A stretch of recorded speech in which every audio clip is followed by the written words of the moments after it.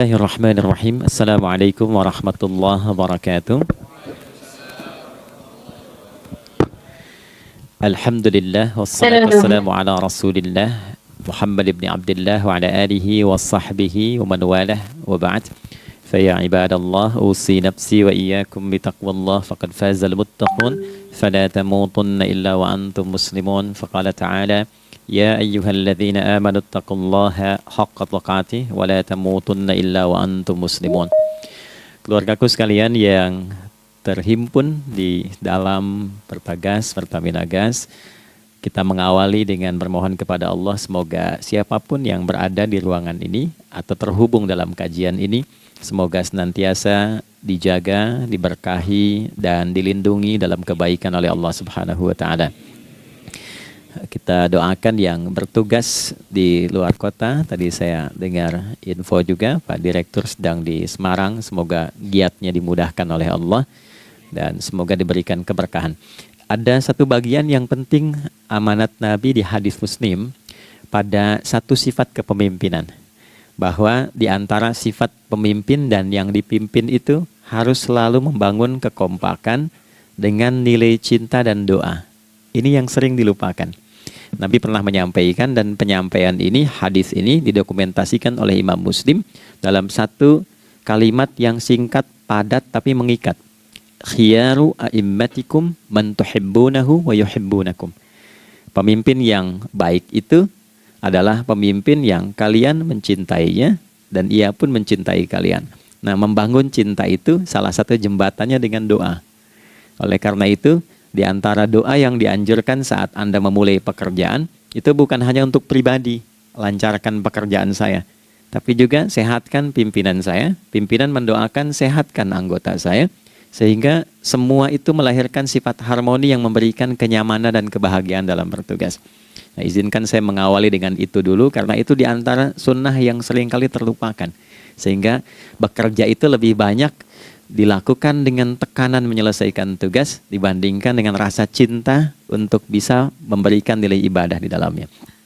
Yang kedua, semoga sholat kita diterima oleh Allah Subhanahu wa taala. Nah, yang kedua ini tidak cukup dengan amin. Kita harus tahu dulu standar penerimaan itu seperti apa.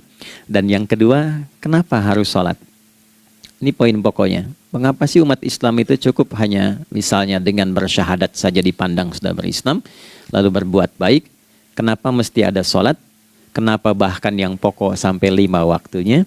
Dan jumlah rakaatnya pun diatur sedemikian rupa, sampai teknisnya pun dijelaskan dengan rinci. Saking rincinya, bila ada yang menyimpang dari rincian itu, maka dianggap sholatnya tidak sah dan mesti diulang.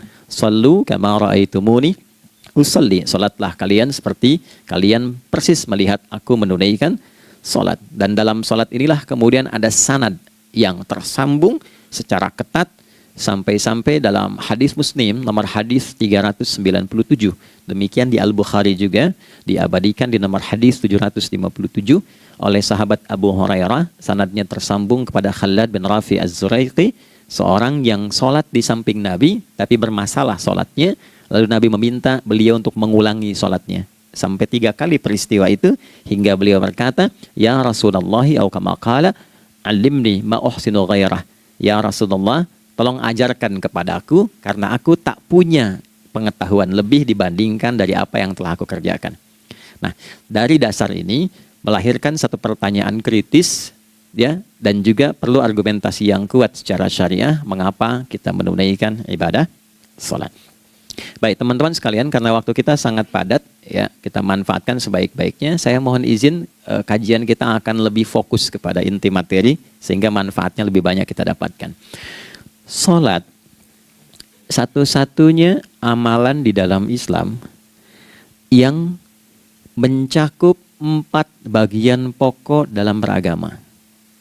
Jadi ketika seseorang menetapkan dirinya beragama dan ciri satu nilai agama itu bernilai benar, ya, dalam nanti kalau kita mau komparasikan atau kita riset, itu ciri pokoknya ada 4. 1, ada aspek namanya aspek keyakinan, ya, tauhid atau akidah. Nggak mungkin kan beragama kalau nggak yakin. Ya, karena itu pasal 29 ayat kedua itu mengandung nilai keyakinan. Negara menjamin kemerdekaan tiap-tiap penduduk untuk memeluk agamanya masing-masing dan beribadah menurut agama dan kepercayaannya itu. Ya, jadi nggak mungkin kita bisa menghasilkan nilai kepercayaan dan ibadah kalau tidak ada unsur keyakinan. Atau bahasa kitanya disebut dengan iman. Ya, iman itu nanti juga dipaku dalam setiap nilai kebangsaan di konteks Negara Kesatuan Republik Indonesia. Ini yang paling membahagiakan. Jadi mau jadi pegawai apapun itu syarat, ya, salah satu syarat yang melekatnya beriman dan bertakwa kepada Tuhan Yang Maha Esa, gitu kan? Ya, kemarin saya di BPK itu ada 11 bab Romawi, 40 pasal. Ya, di bab yang keempat pasal 13 tentang pemberhentian dan pengangkatan itu ada 11 poin A sampai K. Di poin B yang keduanya syarat menjadi bagian dari anggota BPK itu beriman dan bertakwa kepada Tuhan Yang Maha Esa. Baik, di Undang-Undang Pendidikan Sisdiknas nomor 20 tahun 2003 itu kalau kita baca dari poin menimbang ada 4, di poin B-nya saja sudah ada iman. Ya, Undang-Undang Dasar 1945 mengamanatkan pemerintah mengusahakan satu sistem pendidikan ya nasional yang meningkatkan keimanan dan ketakwaan pada Tuhan Yang Maha Esa serta akhlak mulia, baru mencerdaskan kehidupan bangsa.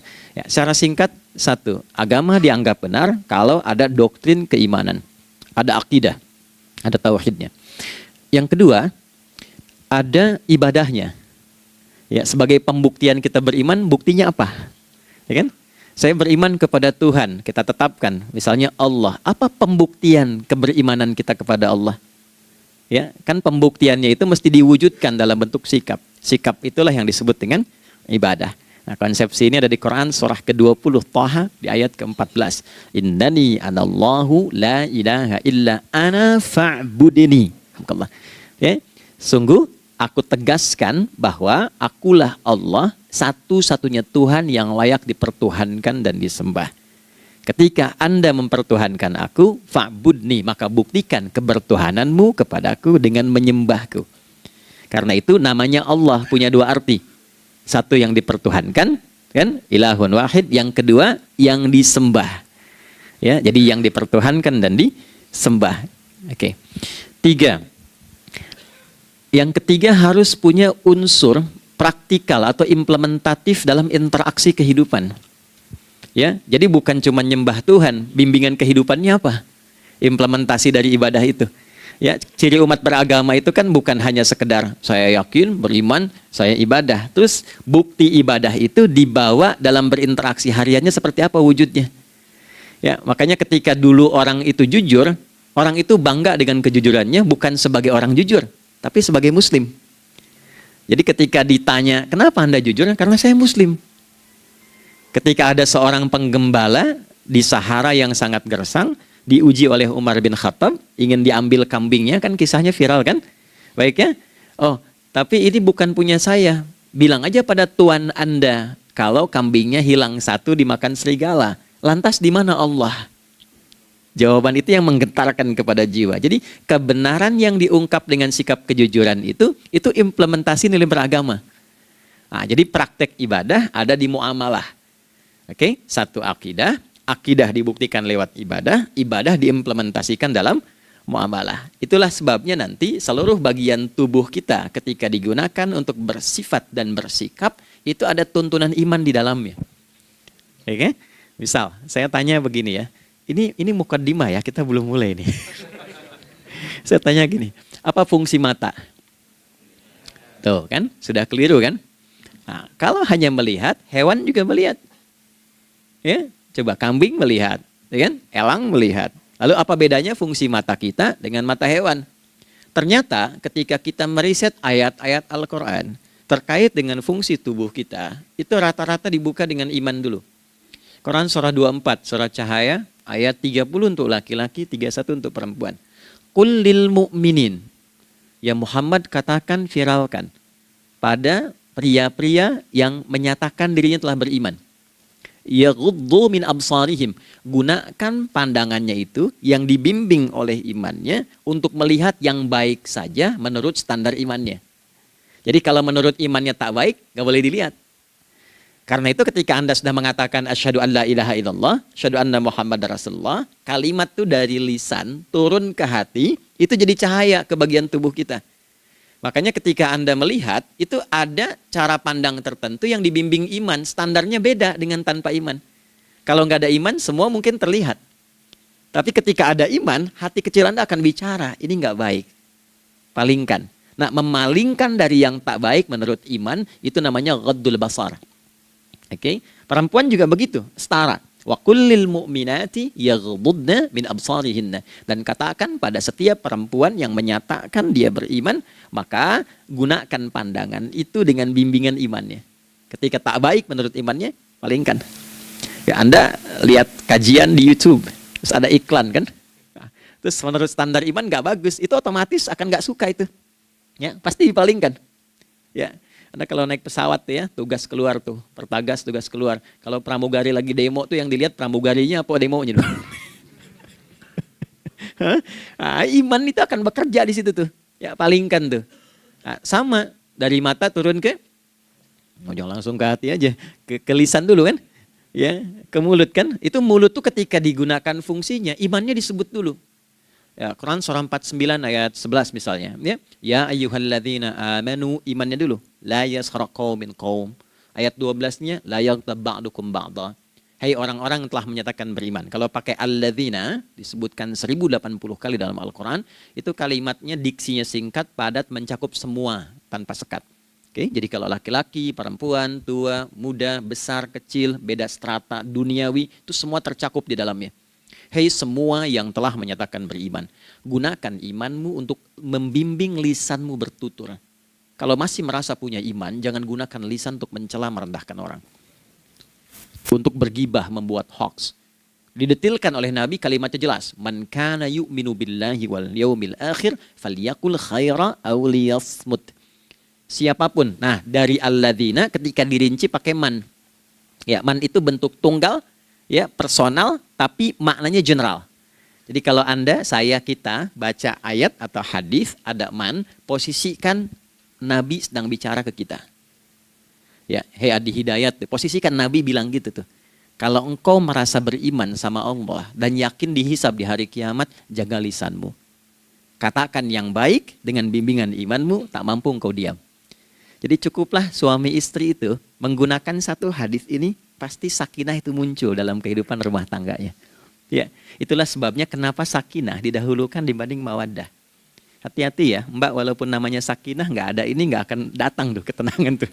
Ya, ada yang tahu nggak rahasianya? Kenapa sakinah duluan dibanding mawaddah? Ya, 5 juta. Ya, waktu habis karena padat sekali. Maddah jamaknya mawaddah, rasa kasih yang tumbuh dari pemberian materi. Jadi kalau rumah tangga itu ingin cenderung pada kebahagiaan, boleh berbagi dengan materi. Ya, istri cemberut, Anda datang dengan senyuman, sayang, kenapa? Ya, ini emas 2 kilo, nah itu pasti sehat lagi tuh. Ya, itu mawaddah.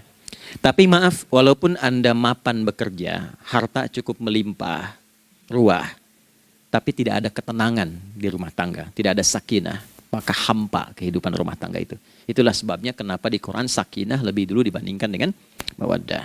Saya tanya ibu deh, ibu pilih mana? Kaya tapi gelisah atau miskin tapi tenang? Oke. Saya paham itu.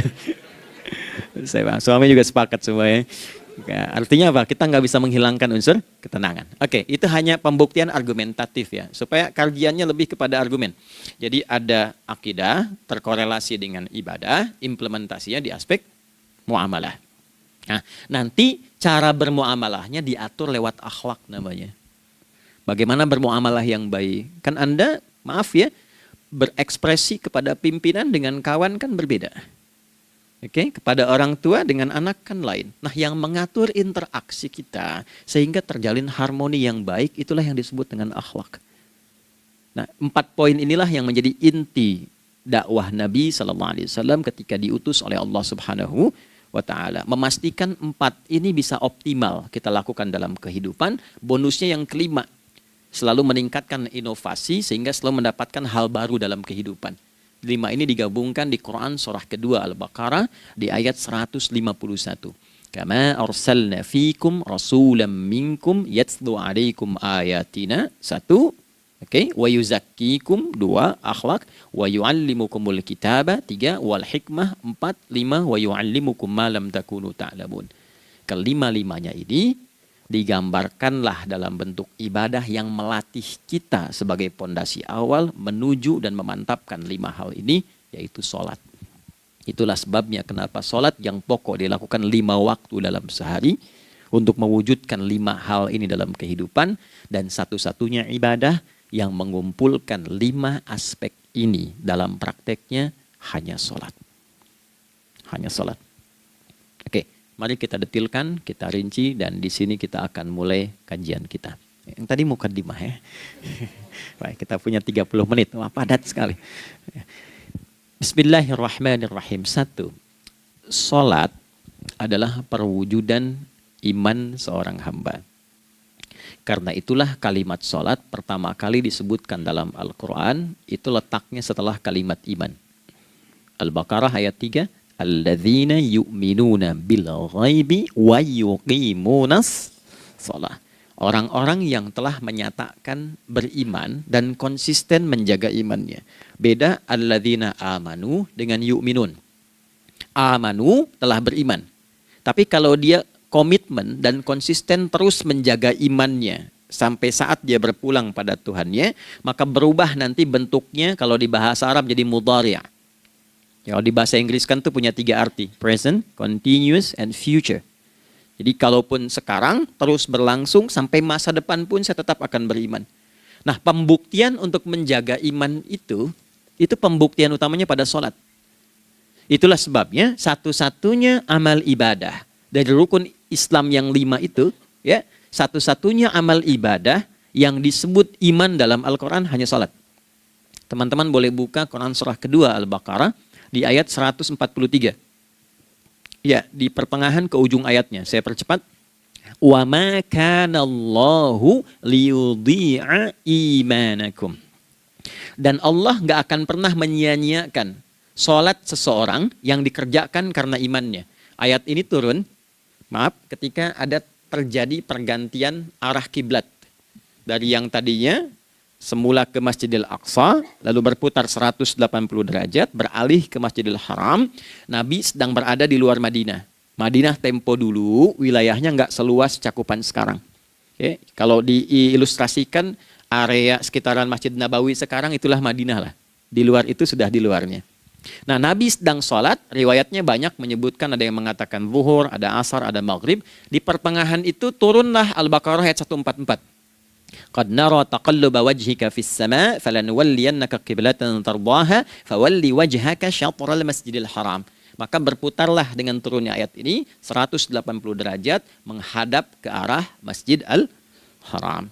Problemnya adalah ketika Nabi dan pengiring beliau kembali ke Madinah, area Masjid Nabawi, kan nggak semua masyarakat ikut. Maka virallah informasi itu bahwa kiblat telah beralih ke kiblat awal, yaitu Ka'bah Al-Musyarrafah. Maka penduduk panik pada saat itu. Status sholat kami yang tadi dikerjakan bagaimana? Karena sedang nggak bisa diulang, sudah pindah waktu. Maka turunlah kemudian firman Allah yang Al-Baqarah 143 itu, wa ma kana Allahu liyudhi'a imanakum. Karena engkau mengerjakan sholat itu dengan imanmu, maka Allah nggak menyia-nyiakan imanmu itu. Maksudnya apa? Walaupun arah kiblatnya tidak tahu mengarah kepada sisi yang belum berubah, tetap dihitung pahalanya sempurna karena imannya. Nah, ini nanti yang menjadi landasan turunnya Al-Baqarah ayat 115. Walillahil masyriq wal maghrib fa aynama tuwallu fathamma wajhullah. Kalau Anda sedang tugas nanti di lapangan, lalu sulit menemukan arah kiblat. Aplikasi susah karena sinyal nggak masuk misalnya. Oke, kemudian juga matahari agak remang-remang sehingga sulit untuk terlihat patokannya. Maka dengan keyakinan, dengan iman itu, menghadaplah ke arah yang kita yakini, maka berlakulah Al-Baqarah 115. Di saat itu diterima amal ibadah kita sama dengan yang menghadap kiblat dengan dasar imannya. Oke, nah pengertian terbaliknya, mafhum mukhalafahnya, maka Nabi mengatakan, al-farqu bainal mu'min wal kafir tarkus shalah. Beda antara orang yang beriman dengan yang belum beriman adalah pada sholatnya. Jadi kalau ada orang mengatakan sudah beriman dan tidak menunaikan sholat, ini artinya keimanannya belum diakui sepenuhnya oleh Allah Subhanahu wa Ta'ala. Jelas ya? Halo, kenapa sedih begini? Maaf, saya terlalu cepat nggak? Enggak ya? Baik. Jadi dalam poin ini penting pembedanya di sholat.